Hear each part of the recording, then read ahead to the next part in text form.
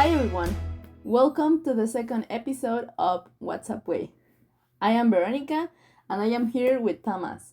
And today we are going to talk about how to start your professional experience in the US. So, imagine that you are a person in Mexico that you are still on the university and you are thinking like, hey, I want to start to work. In some point, I want to work in the US. So, what is important to do right now? How can I begin to prepare for that? And what is needed? So, today we're going to talk about a little bit since my perspective and from my experience, that is 25-year-old girl that arrived with some experience in the tech industry. I'm from Thomas. That shares what is your experience right now. Thanks for letting me speak.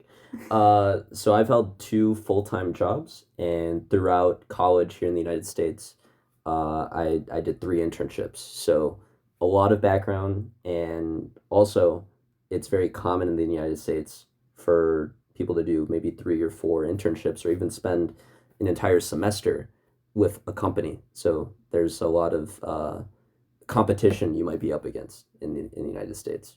Yes. So today we are going to be tough.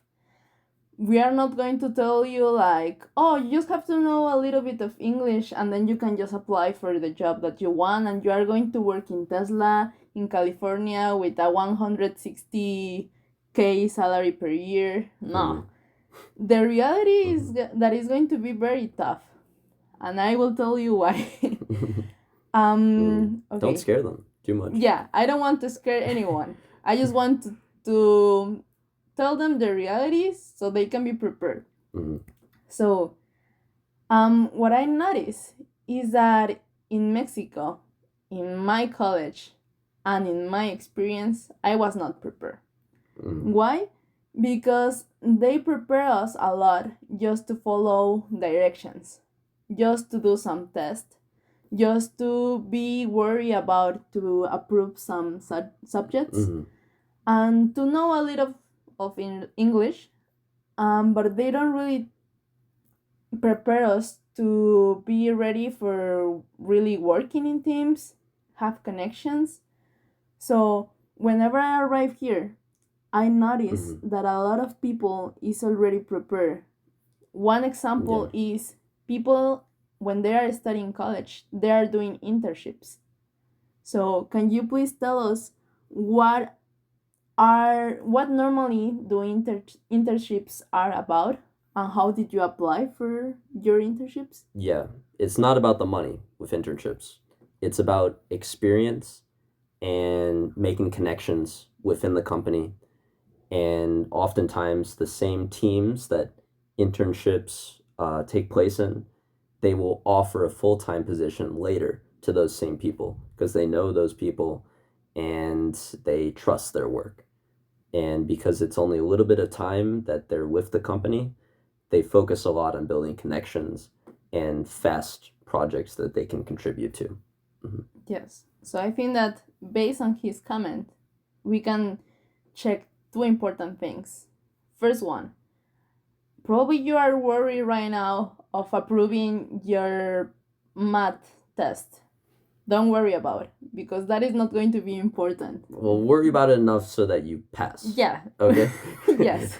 But the important stuff is trying to get the network to really know, and to really know how to work in teams, to really develop yourself, to really know how to promote you and to sell you to a company so a company wants to be with you. Or imagine that you don't want to be like in a company, that you want to do your own business. So then build those skills. And then instead of just getting drunk, try to apply for a internship or try to build some skills that in the future are going to be good for you. Why am I telling this? Because imagine that in Mexico you are applying for a job that have 50 candidates. Now you want to apply for one job in the US. Mm-hmm. So normally, tell us, Thomas, how many candidates are applying for this position in the US? Hundreds, and depending on the city or where it's at, with other universities nearby, you're going to have a lot of people from the US and from those universities that are going to be applying to the same job. And some of them have already had internships there, so they are already going to have connections and people that they know that want to get them a job. Yeah. So again, I don't want to scare you. I don't want to tell you, don't do it. I just want you to see that probably there is people that already have internships, 2 or 3 internships, 1 year in a full-time remote or full-time job. They have connections. And they still have time to get drunk. They still have time to get drunk. So then you have to try to consider what are the things that you have to do in order to be better than those people. Mm-hmm. Of course, you have to know how to speak in English, but that is not going to be the thing that you have to worry about. I think that you have other things to worry about. Mm-hmm. Okay, so other thing that I want to talk about is about there are a lot of people trying to look for the dream job, that is like working on California, in Palo Alto, like Tesla, Google, those big companies that of course you are going to have a huge salary and you are going to have a big career, but there are other things that are good on the market. If you only look for those types of jobs, it might take you a while to get one of those jobs. And you might have to look around for a few different things. It shouldn't just be your top choice that you're applying to. Yes. So also one other tip that I can give you is that focus or open your mind in tons of opportunities that are out. You can find a lot of remote jobs in the US, in probably some locations that are in the middle of nowhere, but those are the locations and the positions that have less entries of applications. So that can be another. Are you thinking of a specific area? Ohio. I would agree, yeah. No one wants to be in Ohio. Maybe after this video, everyone will want to apply to Ohio.